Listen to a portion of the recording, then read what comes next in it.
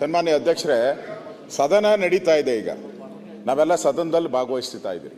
ಈಗ ಧರ್ಮಸ್ಥಳದ ವಿಚಾರ ಈಗಾಗಲೇ ಭಾಳ ಚರ್ಚೆ ಆಗಿ ಧರ್ಮಸ್ಥಳದಲ್ಲಿ ಕೊಲೆಗಳಾಗಿದೆ, ನೂರಾರು ಕೊಲೆಗಳಾಗಿದೆ ಅಂತ ಹೇಳಿದಂಥ ವ್ಯಕ್ತಿ ಇವತ್ತು ಸ್ಟೇಟ್ಮೆಂಟ್ ಮಾಡಿದ್ದಾರೆ.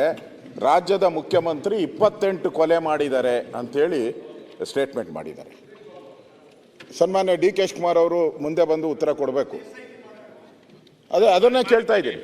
ಸನ್ಮಾನ್ಯ ಅಧ್ಯಕ್ಷರೇ, ಈ ಥರ ಸದನ ನಡೆಯುವಾಗ ಒಬ್ಬ ರಾಜ್ಯದ ಮುಖ್ಯಮಂತ್ರಿಗೆ 28 ಕೊಲೆ ಆಗಿದೆ ಅಂತ ಹೇಳಿದ್ರೆ ಈ ರಾಜ್ಯದಲ್ಲಿ ಏನು ಗೂಂಡಾ ರಾಜ್ಯ ನಡೀತಾ ಇದೆ ಇದು?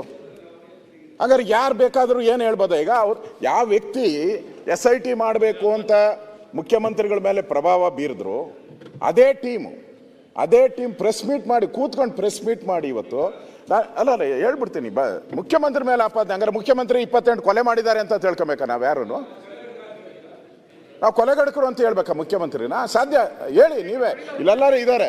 ಏನಾಗಾರೆ ಏನು ಈಗ ನಾನು ಹೇಳೋವಂಥದ್ದು, ಸದನ ನಡೆಯುವಾಗ ಈ ಥರ ಅವನ ಮೇಲೆ SIT ರಚನೆ ಮಾಡ್ತೀರಾ? ಈಗ ಅವನಿಗೊಂದು ಮುಸ್ಕಾಕ್ತೀರಾ? ಇನ್ನು 15 ದಿನ ಅದೇ ಸೀರಿಯಲ್ ನಡೀತತ? ಅವ್ನು ಹೇಳಿದ ಕಡೆ ಎಲ್ಲ ಗುಂಡಿ ತೆಗಿತೀರಾ ನೀವು? ಏನು ಮುಖ್ಯಮಂತ್ರಿ ಮೇಲೆ ಆಪಾದನೆ ಮಾಡಿದ್ರು ಏನು ಈ ಸರ್ಕಾರಕ್ಕೆ ಕಿವಿನೂ ಕೇಳಿಸಲ್ಲ, ಕಿವಿನೂ ಇಲ್ಲ, ಏನೂ ಇಲ್ಲ.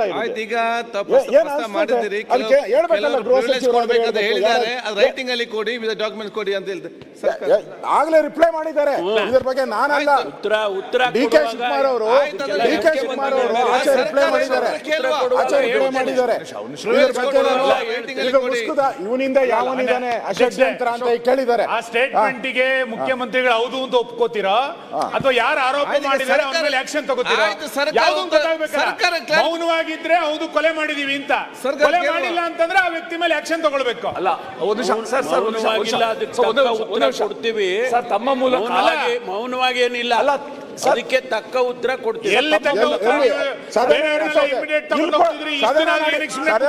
ಕೊಡ್ತೀರಾ? ಎಲ್ಲೂ ಏನ್ ಬೇಕಾದ್ರೂ ಮಾತಾಡಬಹುದು ಪರಿಸ್ಥಿತಿ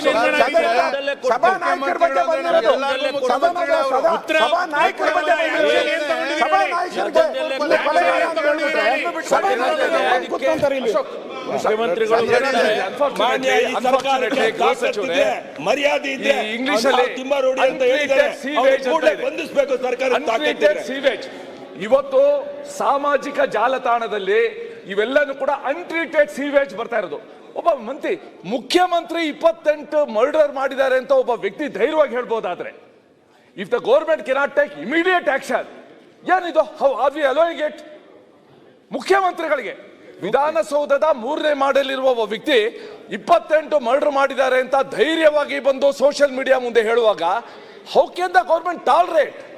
ಮಾನ್ಯ ಸರ್ಕಾರ ಅಣ್ಣ ಒಂದೇ ಒಂದು ನಿಮಿಷ ಅಧ್ಯಕ್ಷರೇ, ಅಲ್ಲ ಸಂಬಂಧಪಟ್ಟಿದೆ ಸರ್